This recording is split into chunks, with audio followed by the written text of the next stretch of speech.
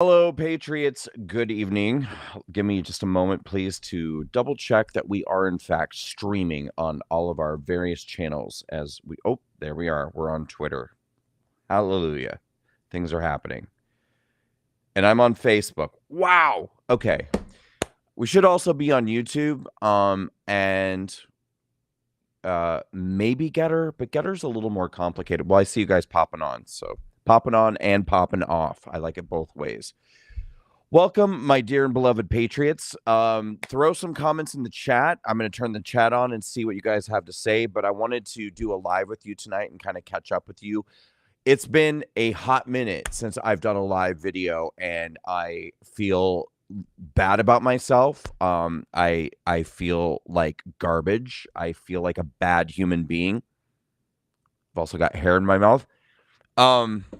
So I'm trying to make it right. I'm trying to make the situation right with you guys. But here's the thing. It's not like I haven't done a live because I've been out like hanging out on the beach or anything, or just hot rodding, or I don't know, going to the gym. I've obviously not been going to the gym. Although I am starting to I could tell I am starting to lose a little weight because I've been running on the treadmill and I've been running. So yeah, that I have been actually doing. But I haven't been doing a live recently because we've been so busy. My team, which is still like this big, we've been working on Walkacon, which I'm going to tell you about in a minute. We've also been building a college campus tour, and I've been creating a lot more content recently. You've probably seen, because I've been trying to make it a point to put out a lot more videos. And yeah, just a lot of stuff like that. So we're gonna unpack a bunch of that tonight. Let me turn on the chat. Hey guys. Oh, how nice. The first comment I said, someone said, keep killing it, Brandon. I was just on Newsmax tonight. I did a segment about Lizzo. I've been kind of regularly doing the show The Count on the weekends on Newsmax. Super fun show. I love the host, Lydia. She's great. She's been having me on a lot. We have a good rapport with each other. So I don't know if you caught tonight's episode, but it was kind of a fun one. We had a good time. Also, I let you guys decide what I was going to wear tonight on Newsmax, which was kind of fun. I put out on Twitter and on Facebook just basically like, what do you guys want to see? And I got a whole bunch of different answers, but somebody said, I want you to wear blue with a bold colored tie and your hair slicked back. So that's what I did. I slicked my hair back and I put on a blue jacket and a bright pink tie. And hopefully I nailed my instructions and my marching orders. But great to see you guys too. Thank you so much, Denise. She said you look studly as usual. And Carol says it was a great show. Thank you very much. All right, so I want to give you guys, first of all, an update on John Strand. I don't want to keep you waiting because that was the title of this video, that we'd be talking about John Strand and that we'd also be talking about Walkacon. So I'm going to be very honest with you guys because I always am. I'm a little concerned. I've only heard from him once since he's been in prison. And for those of you just tuning in, welcome. Sorry, we're going to unpack this in just a second. I see a bunch of people jumping on. So welcome for those of you jumping on. Please do me a favor if you're watching. If you're on Twitter, click retweet. If you're on Facebook, share the video. Please share it out. Videos, especially live videos, are enormously suppressed on social media, especially Facebook. So please help break the algorithm by clicking that share button. So share it. Another thing that helps is if you compulsively smash those likes and hearts as if maybe you're on, I don't know, cocaine or something. Just sit there and just like, no, but smash the likes and hearts and I'll, as always, throw some comments in the chat. Please hit that share button. But let's get back to John and welcome to everybody. So John went to prison about a week and a half ago. For any of you who don't know or don't remember, my friend John Strand, he's become kind of a friend to everybody, a lot of my followers, because we were featuring his story a lot for the last 6 months. But John, basically, he went to the Capitol on January 6th, and he was acting as a bodyguard for Dr. Simone Gold. The two of them have been good friends and business associates for a long time. John has been a friend of mine for many years before January 6th. And when they were at the Capitol, the doors opened, the crowd rushed inside, and they got shoved in. It's on video. You can see for yourself. I mean, they nearly fell over as they were pushed into the Capitol. But once they were inside, they ran around looking for an exit. They didn't touch anybody. They didn't break anything. They didn't harm anybody. Um, didn't engage in any violence, vandalism, theft, or destruction, as I often say, and actually did not attempt to make their way to the Senate floor in any way, shape, or form. They were in the Capitol for about 45 minutes. Simone Gold gave a speech inside the Capitol in a megaphone because she was supposed to be a speaker at the same event that I was a speaker for. Eventually, they were able to find an exit, so they made their way over there and waited until the crowd stopped coming through and they could find an accessible way to exit, and they did. And they were on video, obviously walking around inside, and both of them got hit with 4 misdemeanor charges, and then the felony charge that the Department of Justice is enjoying using against everybody so much these days in the J6 cases and against President Trump, which is obstruction of an official proceeding. They didn't obstruct an official proceeding. I believe that Congress had already cleared when they made their way inside. Nonetheless, they were hit with 4 misdemeanors and a felony. Simone Gold decided to take a plea deal and pled to a misdemeanor and was sentenced to 2 months in federal prison. John decided to go to trial, and he made it very clear he was unwilling to lie and go along with the government's narrative. Those are his words. And so he ended up going to trial. And of course, in front of the DC judge and the DC jury, he was found guilty on all charges, including felony obstruction of Congress. Although they literally walked around inside the building, gave a speech, and looked for a way out. And he was sentenced to nearly 3 years in federal prison. And so he started his almost 3-year sentence about a week and a half ago. I've only heard from him once. He called me about 4 or 5 days ago. He sounded okay. I mean, he was definitely laughing on the phone with me a few times, but he did not sound himself. And he made it very clear that he is miserable. He said that several times, that this is a miserable experience. Now, to be clear, it's not as though I think he was ever under the impression that he was going to have a good time, or this was going to be great, or things were going to, go well.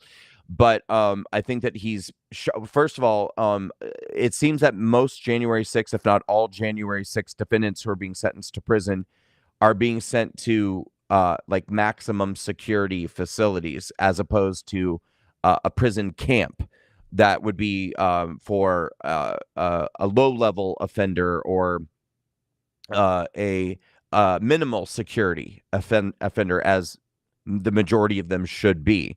And I believe that even the judge in his case ruled that he was minimal security risk, and that's where he should be put. Nonetheless, the decision has been made. People are speculating the decision has been made from within the Federal Bureau of Prisons, to put all January 6th defendants in maximum security facilities. So he's in a very hardcore prison in Miami, not in a prison camp as he should be. And so a lot of us who are close with him are wondering if he's spending the majority of his time in lockdown, unable to access a computer or a phone. We don't know. We're concerned. I did have one conversation with him on the phone. As I said, I feel like he was a little bit in shock about the situation that he was in and the type of facility he was in. I have received one email from him. I've sent him now 5 or 6 emails. I've only gotten one, and that again was about 4 days ago. So we're worried. We're concerned. The people who have heard from him all seem to have the same impression, that he's having a rough time, and that he's expressed to everybody that it's been pretty miserable. Again, because I know there's a lot of assholes out there who are going to say, well, fuck around and find out, or you shouldn't have tried to overthrow the government, or you shouldn't have stormed the Capitol. First of all, John did none of those things. He didn't try to overthrow the government. He didn't try to storm the Capitol. He didn't try to overturn the results of the election. That's not even why he was there. He wasn't even in Washington, D.C. as a protester. He was there as a paid bodyguard.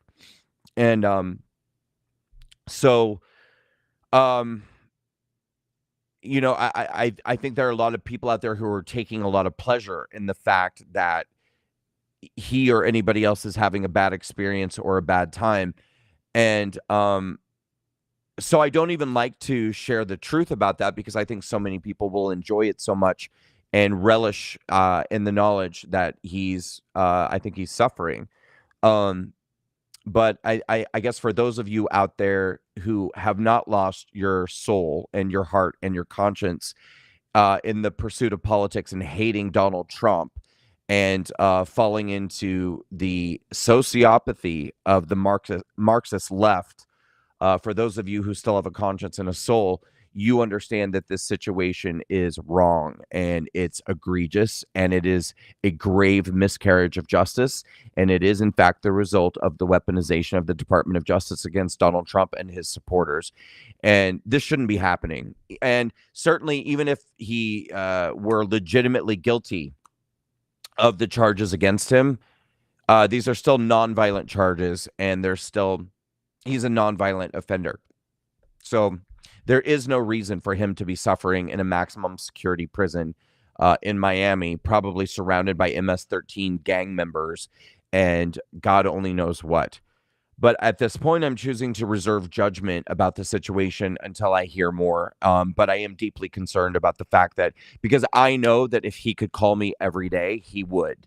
And I know that if he could email me every day, he would. And I know that if he were receiving my emails that I'm sending on a daily basis, if he could respond to them, he would. So there's a reason why he isn't. And that's alarming. But I'm choosing to wait until I hear from him next to understand what's going on, before I completely, flip out about it or, become overly concerned. But I am overly concerned. I am. Guys, just once again, if you're watching this live video, please do me a favor, share it, hit the share button. If you're not currently following me on Twitter or Facebook, please make sure you follow my Twitter, my Facebook, whatever you're watching on. And if you're watching right now on YouTube, please be sure to subscribe to my, if you're watching on the Walkaway Campaign YouTube, subscribe to my Brandon Strock YouTube channel. Although I may actually end up starting a new YouTube channel because I think that my Brandon Strock YouTube channel is almost unsalvageable. I have like 74,000 subscribers, and I can't even get 1,000 views on my videos on YouTube on Brandon Strock. So I may just end up just foregoing it and starting a brand new YouTube channel because it seems kind of pointless. Anyway, I'm going to start reading your comments and see what you have to say. What do you guys think about this situation with John Strand? What can we do? I'm going to get more information for all of you so you can start writing him letters. Please, everybody, let's start a letter writing campaign and be sending him letters every single day. This guy has like over 1,000 days left in this situation, and it already seems like it's a tough road and it's not going well. So he needs all of our love, all of our support, all of our prayers. We need to all get behind him and be just bombarding this dude with letters and love and support and anything you can possibly send. And I'll get you information about how you can do that. And I'll do another live and put some posts out so that we can be supporting him. All right. This is really, really important. Really important. So that's my update for the moment about John Strand. I wish it was more positive, but like I said, I'm never going to lie to you guys. I'm never going to sugarcoat a situation. I'm not going to misrepresent something and make it seem better than it is or like more than it is. It seems that for the time being, the situation is not great, and it doesn't sound like he's doing super well. Like I said, I did talk to him on the phone, and he was laughing. We were making some jokes, so it's not like he sounded so depressed and despondent, but he didn't sound like himself, and he definitely expressed that and he also said that the other inmates were good people. So I didn't have the impression, at least up until that point, that he's being tortured or abused or anything like that. But I think that what's happening is that the system itself within the prison is designed to basically try to cause people to be as miserable as possible. I mean, he said that they're being locked down a lot. He said that there's just sort of irrational, unreasonable rules and procedures that basically prevent them from being able to do things like move around and get outside, exercise, get on computers, things like that.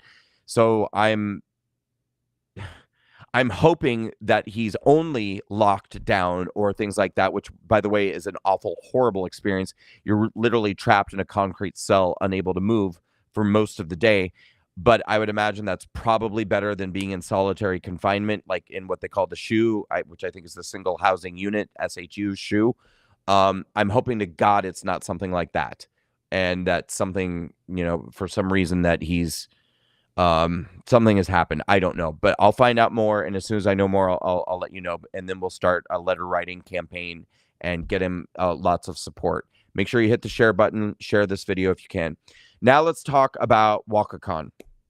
So Walkacon is the name of the 5-year walkaway anniversary event that we're hosting in West Palm Beach, Florida, November 10th through the 12th. I really want all of you guys to be there. Please just do everything that you can to come. I know people have to request time off. I know it's not easy necessarily to get a plane ticket or a hotel or what have you, but try to make that extra effort, because this is not just an anniversary event. It's not just a political conference. It's all of those things, but it's also a statement that we're making boldly that this is survival against the odds, that the DOJ and the FBI and the Biden administration and everybody, the left-wing media and everyone who worked so hard to try to destroy me and destroy Walkaway did not succeed. That we, in the end, will persevere, will prevail, we will triumph, that Walkaway lives another day, that we'll fight on. That's what we're doing. And this is a celebration of triumph over tragedy, that as hard as they work to try to destroy us, we are still here. We're still bonded together. We're still fighting. We're still going to win. That's what Walkacon's all about. So I'm going to show you guys right here a QR code on the screen, and boom, there it is. If you want to scan that QR code, it's going to take you right here. So you can go to walkawayanniversary.com to sign up. Now, we're going to be putting tickets out soon and releasing more information, but if you go here to walkawayanniversary.com, or if you scan this this QR code right here, I guess that would have been easier. Scan this QR code or go to Walkaway Anniversary. There's a jot form there where you can sign up for our email list so that we can send you updates about Walkacon.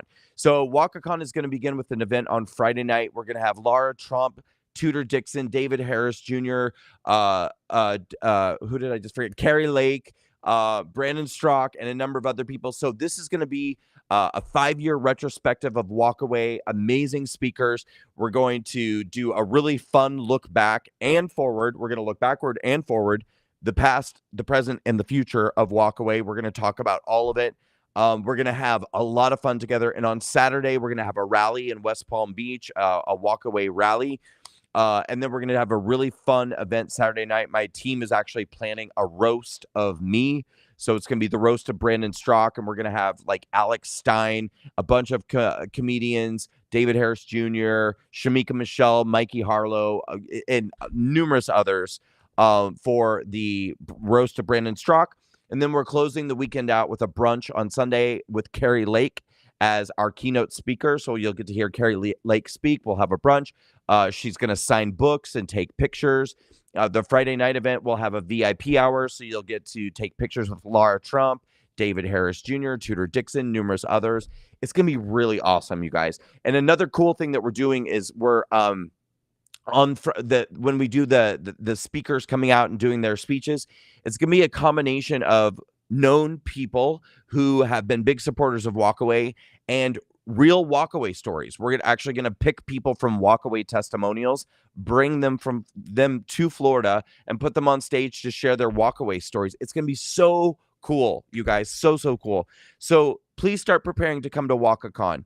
You can sign up for the email list for it here, and we'll just occasionally send you updates. The tickets are available. Discounted hotels are available. This is November 10th through the 12th. So request time off now. When you go into work on Monday, request off November 10th through the 12th. Go ahead and get your plane tickets. We already have some discounted hotels. We can send you information about that. And then we'll be updating the walkawayanniversary.com website as we have tickets available, hotels, all that stuff. But we can email you some of that information right now. So please, you guys, please come. Please be a part of it. It's going to be so great. You're going to love it. I mean, people tell us all the time that they feel so amazing when they come to walkaway events, that nothing makes them feel better. Honestly, they're unlike anything else. The community, the camaraderie, the inspiration, the support, all of it. You're gonna feel so amazing when you come and join us at this weekend long event. And honestly, I'm really looking forward to Saturday. We're gonna do a rally. This will be our first walkaway outdoor rally in a long ass time. I'll put it that way. We did do one in Los Angeles at in May of last year, which was really cool. But, in 2020, we were traveling the country doing Walkaway Rescue America rallies all across the country. This is going to be like that. This is going to be, let's just do a big, awesome outdoor rally, get together, hold signs, shout into megaphones, give speech. I mean, it's going to be awesome. Take pictures together, like get our juices flowing, get our heart rates up, get that feeling of coming together and building community, getting ready to go into 2024, big year. And honestly, we've been through a lot, you guys. I mean, between this just constant horrible news from this current administration, from the constant indictments and the constant, just oppressive feelings of feeling targeted and hunted by our own Department of Justice and the FBI, it's time for us to come together, stand up, band together, and be like, to hell with this, to hell with it. We are not going to be afraid to come together and demonstrate, because we have a God-given right and a First Amendment in this country. We have a right to stand up together, speak, unify, and engage in our First Amendment rights. We're going to do it. It's going to be awesome. So sign up now, walkawayanniversary.com, Walkacon. That's the name of it. You can scan that QR code or go to this website to sign up, and we'll have tickets available soon. And as always, please join Walkaway Social. You can go to walkawaysocial.com. We have new testimonials coming in every single day. And, you guys, we want to see each and every one of you sign up for the Walkaway Social app. Get on there, share your video, share your testimonial, be a part of the community, use it. Engage with it. Go over there. Make sure you give those testimonials some likes, some hearts, some nice comments. Share them on Facebook, Twitter, Truth Social, wherever you are, and make sure you're supporting Walkaway Social. All right. Love you guys. I'm going to give you more information about John Strand as soon as I have it. I hope to God I hear from him today. But it's been pretty alarming not getting a phone call or a response to an email for 4 or 5 days. So I'm concerned, but I'm staying optimistic about it. And as soon as I hear something, I'll let you guys know. All right. Get on Walkaway Social. Join it now. Join it today. And also be sure to sign up at walkawayanniversary.com. Sign up. This is Walkaway Social, but you can sign up at for Walkacon by going to walkawayanniversary.com. I want to see each and every one of you there. Please make an extra effort to spend the money to come, to take the time off to come, get your plane tickets, come and be a part of this weekend celebration of triumph over tragedy, the attempt of the Joe Biden DOJ to destroy the walkaway movement. We're still here. I'm not going to stop. Walkaway is not going to stop, but it's all of us together. I need each and every one of you. So I love you, Patriots, from the bottom of my heart. Thank you for sharing this live video with me, and we'll be chatting really soon. All right. So have a great weekend, and I'll talk to you guys next week. Love you, Patriots.